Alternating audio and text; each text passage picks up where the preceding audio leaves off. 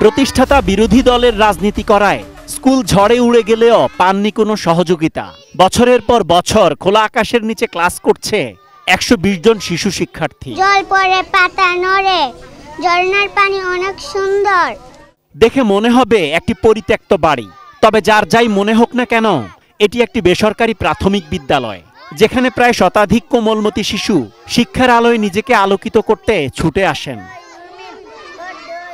নেই শ্রেণীকক্ষ, খেলার মাঠ এবং টয়লেট, তবে শিক্ষার্থীদের মনে বড় হওয়ার স্বপ্ন আছে। তাই সব বাধা অতিক্রম করে তারা ছুটে আসেন স্কুলে। শিক্ষার্থী আছেন 120 জন, আর গড়ের 70 থেকে 80 জনের মতো উপস্থিত থাকে। বৃষ্টি হলে তো বাচ্চারা ভিজে যায়, সব বাচ্চাদের এক জায়গায় নিয়ে জড়ো করে দাঁড়া করাতে হয়। রোদে তো দেখতে পাচ্ছেন রোদে কি অবস্থা। 32 ইঞ্চি জেভিকো টিভি এখন মাত্র 15,000 টাকায়, সাথে পাচ্ছেন 3 বছরের প্যানেল ওয়ারেন্টি। গ্রামের নাম সুসং দোবাহালা, নেত্রকোনা জেলার বারহাট্টা উপজেলার গ্রাম এটি, যেখানে শিক্ষার হার খুবই কম।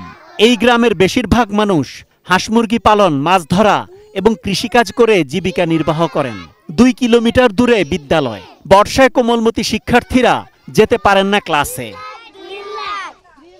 এসব বিবেচনায় নিয়ে নিজ জমিতে প্রাথমিক বিদ্যালয় গড়ে তোলেন সাবেক ইউপি চেয়ারম্যান রশিদ আলম তালুকদার। হাওর অঞ্চল হওয়ায় বারবার ঝড়ের কবলে পড়ে বিদ্যালয়টি।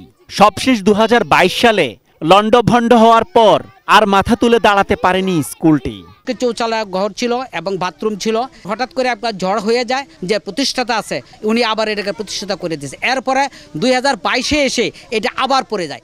শিক্ষার্থীদের ভবিষ্যৎ ভেবে বছরের পর বছর বিনা বেতনে ক্লাস নিচ্ছেন 5 জন শিক্ষক। এলাকার স্বার্থে এবং বাচ্চারা পড়াশোনার স্বার্থে আমরা সময় দিয়ে যাচ্ছি।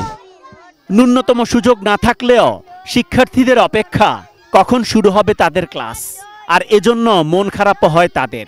স্কুল ভাঙাচোরা দেখে মন খারাপ হয়। সুন্দর একটা টয়লেট বা বড় একটা ভবন তাহলে একটু ভালো হতো। একটা পরিষ্কার টয়লেট, মাঠ এগুলো থাকলে অনেক ভালো লাগে। মাঠ হলে কেমন হবে? মজা। এলাকাবাসীর দাবি দ্রুতই বিদ্যালয়টির অবকাঠামো উন্নয়নের। লেখাপড়া করবো যে দূর স্কুল করা সম্ভবই না। স্কুলটা আমাদের জন্য অতি দরকার। 1994 সালে স্কুলটি প্রতিষ্ঠা হলেও রাজনৈতিক কারণে সরকারি সুযোগ সুবিধা থেকে বঞ্চিত বলে দাবি প্রতিষ্ঠাতার।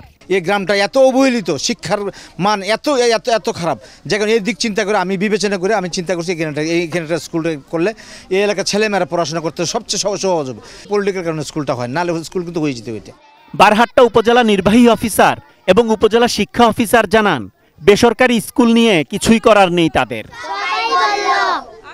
লেখক ও মানবাধিকার কর্মী ফেরদৌসারা রুমি বলেন, অবহেলিত এই শিশুদের শিক্ষার অধিকার নিশ্চিত করার দায়িত্ব সরকারের।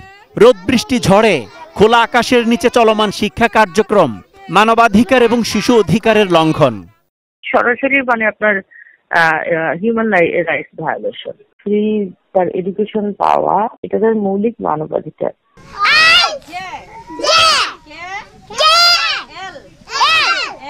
শতাধিক শিক্ষার্থীর এই বিদ্যালয়টিতে বছরের পর বছর এভাবেই চলছে শিক্ষা কার্যক্রম।